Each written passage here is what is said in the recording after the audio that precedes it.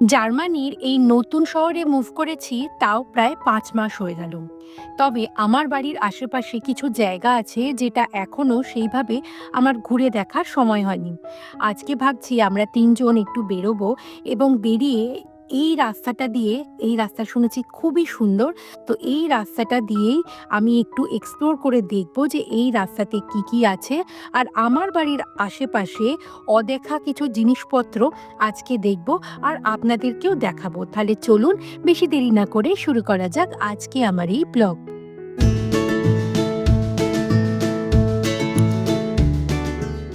আকাশের মেঘগুলো দেখলেই মনে হয় না শরৎকাল এখনই। এই শরৎকালে কখনো দেখি একটু একটু করে বৃষ্টি হচ্ছে, বৃষ্টি হয়ে যাওয়ার পর ঝলমলে রোদ চারিদিকে ভর্তি, আবার একটু পরেই দেখি কালো মেঘ চারিদিকে ভর্তি হয়ে গেছে। তো আজকের ওয়েদারটা ঠিক সেরকমই। তাও এই ওয়েদারের মধ্যেই মনে হলো না, এখন মনে হয় না আর বৃষ্টি হবে। আর এখন বাজে প্রায় 7:30। তো এখন যাচ্ছি আমরা এই রাস্তাটা দিয়ে। এটা আমার বাড়ির একটু দূরে একটা খুব সুন্দর ব্রিজ আছে। এই ব্রিজটা আমরা হেঁটেই পার করছি। আর আশেপাশে দেখছি খুব সুন্দর জায়গা। আর যা দেখে মনে হচ্ছে এখানে আশেপাশে যা যা জিনিসপত্র রয়েছে বেশিরভাগই ফ্যাক্টরি। আর এই যে সামনের বাড়িটা দেখতে পাচ্ছেন, এই বাড়িটা আমরা একবার অ্যাপ্লাই করেছিলাম। যদিও এই বাড়িটা যদি আমরা নিতাম তাহলে গোটা বাড়িটাই পেতাম। তবে এই বাড়ির অসুবিধাটা হচ্ছে এই বাড়িতে বাগান আছে, সব আছে, কিন্তু বারান্দা নেই। তো সেই জন্য এই বাড়িটা আমরা কিন্তু আর দেখতে আসেনি। অ্যাপ্লাই করেছিলাম, আমাদের ডেকেও ছিল, তবে আর আসেনি। আর এই বাড়িটারই উল্টো দিকে আমার বাড়ি থেকে এটা দেখা যায়, এই মসজিদটা যেটা দেখতে পাচ্ছেন এটা একটা টার্কিশ মসজিদ। এই মসজিদ বলবো কি না জানি না, এখানে কিন্তু প্রচুর বিয়েবাড়ি হয়। প্রায় দিনই দেখি কি সুন্দর করে সাজানো আর প্রচুর বাজি ফাটে। বিয়ে হয়ে যাওয়ার পর মনে হয় এখানকার রিচুয়ালসই তাই, যে বাজি ফাটানো হয়। আর আমার বাড়ি থেকে এটা দেখাও যায়। আর এদিকে দেখছি উল্টো দিকেই রয়েছে, মানে মেন ব্রিজটা যেটা, তার নিচেই রেল লাইন। এটা রাটিঙ্গেনের রেল লাইনটাই রয়েছে। এটা রাটিঙ্গান ডুসেলডর্ফের মধ্যে ট্রেন চলাচল করে। প্রচুর এখানে মালগাড়িও যাতায়াত করে। তবে এই মুহূর্তে এখানে নাকি এই ট্রেন লাইনে কিছু কাজ হচ্ছে বলে এখানে এখন বাস সার্ভিস চলছে। তো আমরা এই যে দেখতে পাচ্ছেন, এখান দিয়ে আমরা নিচে নামবো। আর সামনেই যেটা দেখতে পাচ্ছেন এটা নাকি এখানকার সিটি অফিস। সিটি অফিস হলেও এখানে কিন্তু রেজিস্ট্রেশনের কাজকর্ম হয় না। এখানে অন্যান্য সিটির কাজকর্ম এখানে হয়। তবে এখানে লোকজন খুব একটা দেখি না, এখানে মনে হয় কোনো অফিসিয়াল কাজকর্ম হয়। তো এইটার পাশ দিয়েই হেঁটে যাচ্ছি। আজকে কিন্তু বেশ হাওয়াও দিচ্ছে। এইবার এখান থেকে নেবেই দেখলাম সামনেই খুব সুন্দর হাঁটার রাস্তা। আর এই রাস্তাটা সোজা চলে গেছে অমৃতার বাড়িতে।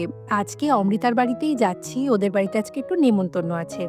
বিকেলের এই পড়ন্ত রোদের মধ্যে দিয়ে এই রকম শান্ত জায়গার মধ্যে দিয়ে হাঁটতে কিন্তু বেশ ভালো লাগে। ডুসেলডর্ফের থেকে রাটিঙ্গেন শহরটা এসে বুঝলাম অনেকটা নিস্তব্ধতা, মানে অনেকটা নিরিবিলি। বা আপনার ভালো লাগবে শহরের কোলাহল থেকে। যখন ধরুন আপনি একটুখানি নিস্তব্ধ জীবনযাপন যদি আপনি ভালোবাসেন, তাহলে রাটিঙ্গেন পারফেক্ট। তো রাটিঙ্গেনে এখন যেহেতু 7:30 পৌনে 8টা বাজে, এখন লোকজন বাড়িতে চলেও এসেছে অফিস থেকে। আর এসে মোটামুটি ডিনার করে এবার মনে হয় বেডে যাওয়ার জন্য তৈরি হচ্ছে। এই যে বাড়িটা, এই বাড়িটাও কিন্তু আমরা অ্যাপ্লাই করেছিলাম, তবে আমাদের পছন্দ হয়নি, একদম রাস্তার ওপরে।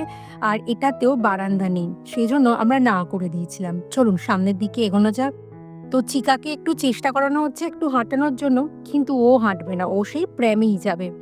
তো আমরা এখন বেশ অনেকটা বিকেল হয়ে গেছে। আগে প্রায় রাত্রি 10টা অবধি সূর্য থাকতো, এখন কিন্তু আর ততক্ষণ থাকে না। এখন যেহেতু শীতকাল আসছে, তাই সূর্য বেশ আগেভাগে অস্ত চলে যায়।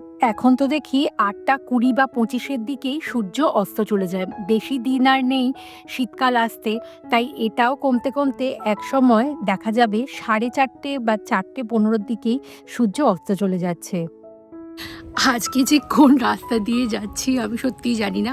এটা আমার কাছে সত্যিই খুব নতুন এক্সপিরিয়েন্স। তবে জায়গাটা ভীষণ সুন্দর, খুব ভালো লাগছে। অমৃতার বাড়ি আসার যে রাস্তাটা খুব সুন্দর, মানে ভেতর দিয়ে এত সুন্দর ঘরবাড়ি, এত সুন্দর গাছপালা সব কিছুই রয়েছে। বেশ সুন্দর জায়গাটা এক্সপ্লোর করলাম।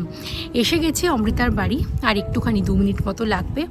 এবার যাই, দেখি গিয়ে ও নাকি আমাদের জন্য দারুণ দারুণ কিছু রান্না করেছে। দেখি গিয়ে কি রান্না করেছে।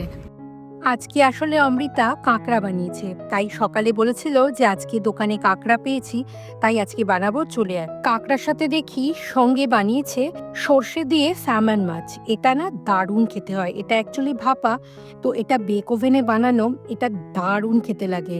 আর সঙ্গে বিভিন্ন রকম সবজি দিয়ে মুগ ডালও বানিয়েছে, আর বানিয়েছে বেগুন ভাজা। তো আজকে ডিনারটা জাস্ট জমে যাবে। তো চলুন খেয়ে দিয়ে নিই, আমাদের রাত্রিরে ফিরতেও হবে। অমৃতা কাঁকড়া বানিয়েছিস বলে? ডালটা খুব টেস্টি। খাওয়া দাওয়া করে এবার আমরা ফিরছি বাসে। আর হেঁটে ফেরার মতো অবস্থায় নেই, তাই বাসেই ফিরছি। তো কেমন লাগলো আজকে আমার এই ভিডিও? ভালো লাগলে প্লিজ একটা লাইক করে দেবেন। ইউটিউব থেকে দেখে থাকলে আমার এই চ্যানেলটাকে সাবস্ক্রাইব করে দেবেন, আর ফেসবুক থেকে দেখে থাকলে আমার এই পেজটাকে ফলো করে দেবেন। তাহলে চলুন, খুব তাড়াতাড়ি দেখা হবে পরবর্তী ভিডিওতে। ততদিন পর্যন্ত আপনারা সবাই ভালো থাকবেন। বাই।